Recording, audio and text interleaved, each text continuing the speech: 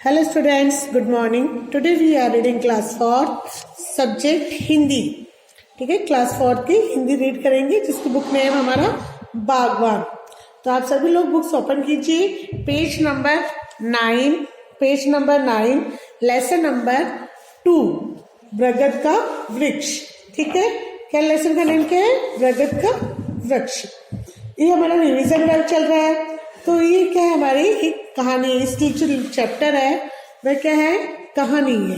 प्रस्तुत कहानी में बरगद के पेड़ के माध्यम से विनम्रता के महत्व को बताया गया है कि बरगद का जो पेड़ होता है वह कितनी विनम्रता रखता है. तो उसमें बताया गया है कि हमें अपनी विनम्रता के अनुसार विनम्रता रखनी चाहिए.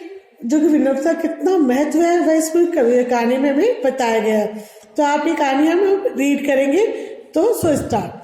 बात उस समय की है जब धरती पर चारों ओर पेड़ पौधों के झुरमुट, वन, पशु पक्षी एवं मनुष्य थे. यहाँ एक विचित्र बात अवश्य थी कि उस समय सभी प्राणी, यहाँ तक कि पेड़ पौधे, पशु पक्षी सब एक दूसरे की भाषा समझते थे, परस्पर बातचीत भी करते थे. एक छोटे से गांव के बाहर हरे भरे मैदान थे. वहां बरगद का एक विशाल वृक्ष था. उसका तना लंबा और मोटा था. उसके पत्ते घने थे और तथा शाखाएं चारों ओर फैली थी. उसकी शाखाओं से जटाएं निकलकर धरती तक आ रही थी. लगता था कि वह वृक्ष वहां बहुत वर्षों से खड़ा था. मतलब कि एक जंगल के अंदर बहुत बड़ा बरगद का विशाल पेड़ था. उसका तना भी बहुत लंबा और मोटा था और उसके जो पत्ते थे बहुत घने थे. तो उसकी जो शाखाएं होती है, पेड़ के पत्ते लंबी लंबी जो टहनी होती है वह चारों ओर फैली हुई थी. और उसकी जो शाखाओं की जटाएं, लंबी लंबी जटाएं निकलती है ना, वह धरती तक यानी जमीन तक छू रही थी. और ऐसे लगता था कि जैसे वह बहुत सालों से वहां था, यानी कि बहुत पुराना पेड़ था. मैदान में कुछ गडरी अपनी भेड़ बकरियां चराने आते थे. मैदान में कुछ गडरी जो है ना, गडरी होते हैं जिनके पास भेड़ बकरियां रहते हैं, वह चराने रहते थे. उनमें से एक लड़का अपनी बकरियों के साथ आया करता था. गर्मी के दिन थे. बकरियों के साथ इधर उधर घूमते घूमते वह गडरिया लड़का थक कर पस्त हो गया था. कुछ देर आराम करने के लिए वह बरगद के उसी वृक्ष के नीचे आ बैठा. बरगद के नीचे छाया थी. हवा भी शीतल चल रही थी. बरगद के नीचे क्या थी? थोड़ी छाया भी. तो पेड़ बहुत घना था तो उसकी कोई छाया भी थी और हवा भी शीतल चल रही थी, यानी कि ठंडी हवा चल रही थी. हवा के हल्के हल्के झोंके लड़के को थपथपाने लगे, यानी उसको झोंके वो जैसे ठंडी ठंडी हवा चल रही थी तो उसको थोड़ी हल्की हल्की नींद आने लगी. पेड़ के तने के सारे लड़का वहीं लेट गया और फिर उस तने के सारे पेड़ लड़का वहीं सो गया. लड़के के पास पहले एक बकरी थी. वह धीरे धीरे उसने अपनी होशियारी से बकरियों का एक काफी बड़ा झुंड बना लिया था. वह अपने आप को महान समझने लगा था. अब जो लड़का था उसके पास क्या एक बकरी थी. फिर धीरे धीरे उसने अपनी होशियारी से, अपने चालाकी से बहुत सारी बकरियां इकट्ठी कर ली. उनका एक बहुत बड़ा झुंड बना लिया था. अब इससे क्या हुआ? वह अपने आप को महान समझने लगा था. तभी उसकी दृष्टि पेड़ पर लगे छोटे छोटे ये फूलों और फलों पर गई. बरगद के फूल और फलों को देखकर वह तिरस्कार की हंसी हंसा. वह देव उस फल को, पेड़ के जो फूल और फूल लग रहे थे वह उनको देखता है और हंसता है. वह बोला, वाह विशाल पेड़. कहता है, वाह इतना बड़ा पेड़, बस खुद ही बड़े हुए. अपने फूलों और फलों को तो देखो, अपनी लटकते दाढ़ी रूपी जटाओं को देखो. हा. ऐसे वो लड़का हंसता है, उसके ऊपर तिरस्कार वाली दृष्टि डालता है, मतलब हीन भावना की दृष्टि कि देखो तुम तो खुद कितने विशाल हो, कितने बड़े हो और जो तुम्हारे फल और फूल है वह कितने छोटे हैं. बरगद ने ये सब सुना परंतु बोला कुछ नहीं. तभी हवा चलने लगी. पत्तों से सर की हल्की ध्वनि निकली. और जो पत्ते जो वो सूखे पत्ते में गए तो उसमें से क्या सर हल्की ध्वनि, हल्की हल्की आवाज आने लगी जैसे वह कोई लोरी गा रही हो. लड़के की आंखें शीघ्र ही लग गई तो लड़का शीघ्र ही सो गया. तभी एक दो फल उसके मुंह पर आके गिरे. तभी जो फल थे वह टूट के उसके मुंह पे आके गिर गए, क्योंकि लड़का जमीन पे लेटा हुआ था. वहां पे वह हड़बड़ाकर उठ गया. उसने ऊपर देखा तो वहां किसी के हंसने की आवाज सुनाई दी. तो उसने ऊपर देखा तो उसको क्या लगा, कोई उस पे हंस रहा है. और थोड़ा क्रोध में बोला, एक तो मेरी नींद खराब कर दी और ऊपर से हंस रहा है। तो जो लड़का है उसको गुस्सा आया, उसने बोला कि एक तो तूने मुझे उठा दिया और तू अब हंस रहा है। वृक्ष ने भारी आवाज में पूछा, क्यों, चोट लगी क्या?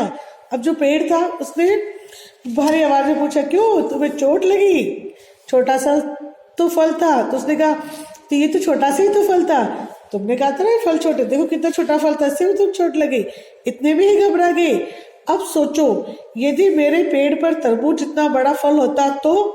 वृक्ष फिर बोला, मित्र, किसी को छोटा या कम समझना बुद्धिमानी की बात नहीं है, ये तो घमंडी होना है। अब मतलब वो क्या कहना चाह रहा है पेड़, कि जो मेरे पेड़ पे तुमने कहा छोटा सा फल है, ये तुम पे गिर गया जिसमें तुम इतने हड़बड़ा गए।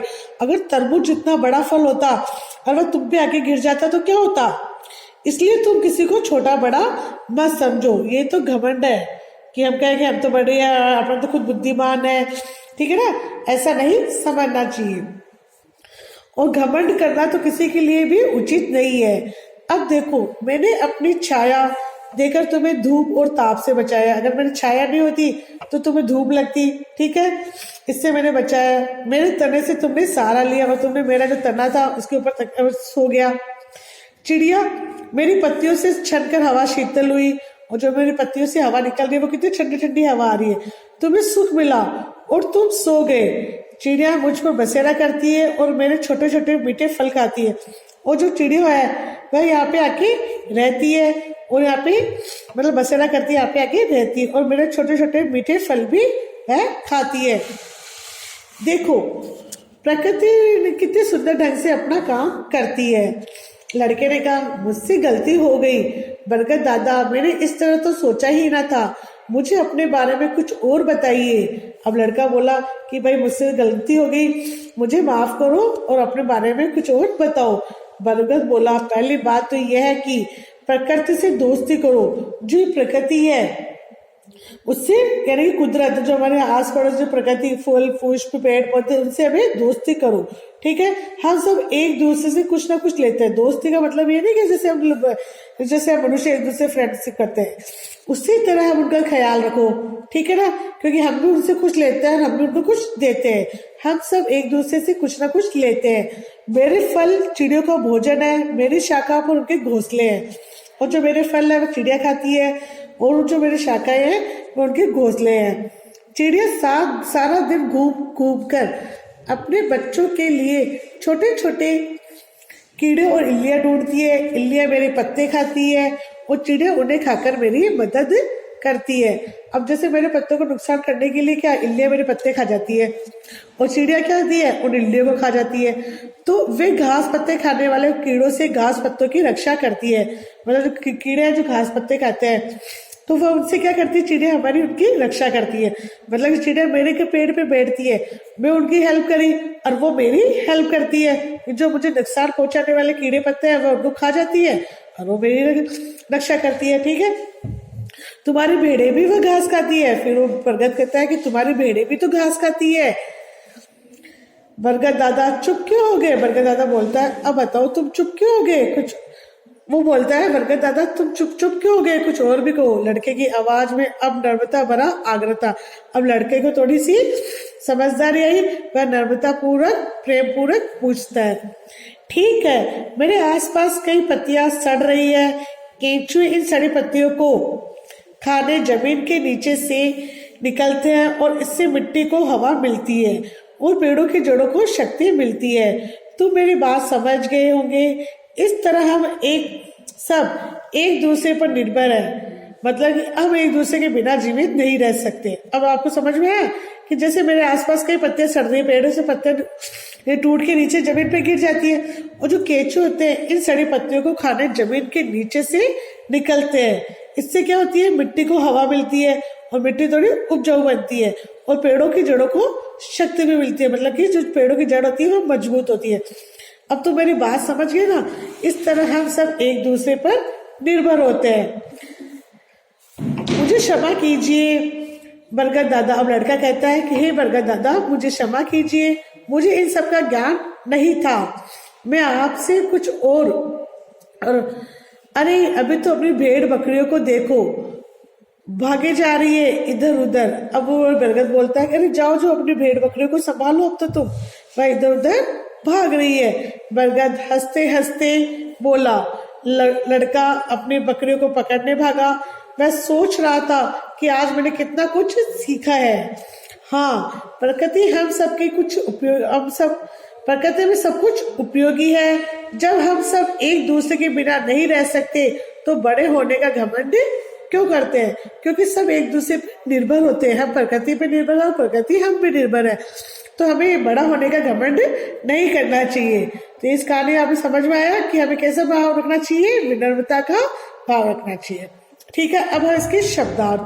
परस्पर यानी कि आपस में, प्रकृति कुदरत, घमंडी अभिमानी, धूप ताप यानी कि गर्मी, तिरस्कार अनादर करना, केचुए मिट्टी में उत्पन्न कीड़े। केचुए किसे कहते हैं? जो मिट्टी के अंदर उत्पन्न जो कीड़े होते हैं ना, उसे। दृष्टि यानी कि नजर, और इल्ली यानी सुन्नी, छोटी छोटी इल्लियां होती है। ठीक है, ये है हमारे शब्दार्थ। Next question number 2। जो क्वेश्चन आंसर है इसका मैं आपको पीडीएफ बना के भेज दूंगी कि बरगद का वृक्ष कैसा था, बरगद का वृक्ष कैसा था? बहुत बड़ा, बहुत विशाल था। ठीक है ना। और जब गडरे लड़का सो रहा था तो क्या हुआ था? वो ठंडी हवा चल रही थी तो उसको नींद आ गई। एकदम उसका सपना देखा उसने कि एक पेड़ पे से फल आके उस पे गिर रहा है। तो ये सब के जो आंसर है मैं आपको लिख के और आपको भेज दूंगी इसका पीडीएफ बना के। अब है नेक्स्ट क्वेश्चन 2। सही उत्तर पे सही का निशान लगाओ। मैदान में गडरिये क्या करने आते थे? विश्राम करने, फल फूल खाने या भेड़ बकरियां चराने? तो क्या आते थे? भेड़ बकरियां चराने। हम इस पे टिक लगाएंगे। नेक्स्ट क्वेश्चन है, पेड़ हमें धूप ताप से कैसे बचाता है? जो पेड़ है वह हमें धूप ताप से कैसे बचाता है? तो छाया देकर या इल्लियां खाकर या फूल देकर? यानी कि छाया देकर। छाया देकर से हमें गर्मी से बचाता है ना। यस। चिड़िया पेड़ की मदद कैसे करती है? पत्ते खाकर, फल खाकर या इल्लियां खाकर? इल्लियां खाकर, क्योंकि जो इल्लियां है वह पत्ते को खाती है, पेड़ के पत्तों को, और जो इल्लियों को कौन खाता है? चिड़िया खाती है। तो चिड़िया कैसे की मदद करती है? इल्लियां खाकर। अब है थर्ड क्वेश्चन, सही शब्द से विकस्तान भरो। गडरिये, प्रकृति, वृक्ष, छाया, शीघ्र। तो बरगद का एक क्या था? वृक्ष था। मैदान में कुछ गडरिये अपनी भेड़ बकरी चरा रहे थे। बरगद के नीचे क्या थी? छाया। लड़के की शीघ्र ही आंख लग गई। और नेक्स्ट, प्रकृति ने कितने सुंदर ढंग से अपना काम करती है। तो यहाँ लिखेंगे प्रकृति। ओके, अब है फोर्थ क्वेश्चन, सही कथन पर सही तथा गलत कथन पर गलत का निशान लगाना है। ओके, बरगद का एक बहुत विशाल वृक्ष था, तो इस पे हम लगाएंगे राइट का निशान। ओके, क्योंकि विशाल था। लड़के की दृष्टि बरगद के पेड़ पे लगी सब्जी पर गई, रॉन्ग। सब्जी नहीं थी, क्या थे? फूल और फल। तो यहाँ पे आएगा रॉन्ग का निशान। ठीक है, अब नेक्स्ट, बरगद के फूल और फलों को देख लड़का तिरस्कार की हंसी से हंसा, राइट। ये बिल्कुल सही है, तो यहाँ पे सही का निशान लगाएंगे। फोर्थ, किसी को छोटा या कम समझना बुद्धिमानी की बात होती है, गलत। ये बुद्धिमानी की बात नहीं होती है, तो यहाँ पे आएगा रॉन्ग का निशान। लड़का अपनी बकरियों को पकड़ने के लिए भाग रहा था, यस, राइट का निशान। ठीक है, ये हो गया हमारी राइट रॉन्ग। अब है नए शब्द बनाओ। वी से जोड़ के, हमें वी से चित्र को जोड़ेंगे तो क्या बनेगा? विचित्र, राइट। इसी तरह वी को हम शाल से जोड़ेंगे तो क्या बनेगा? वी प्लस शाल मतलब विशाल। इसे वी को शव से जोड़ेंगे तो क्या बनेगा? विश्व। इसे वी को कास्ट से ऐड करेंगे अब तो क्या बनेगा? विकास। ठीक है, तो अभी हमारा जो चैप्टर है ये कंप्लीट हो गया है। इसका वर्ग आपकी नोटबुक में कर लेना, जो मैं आपको पीडीएफ क्वेश्चन आंसर के पीडीएफ सेंड करूंगी। ठीक है, ओके, थैंक यू।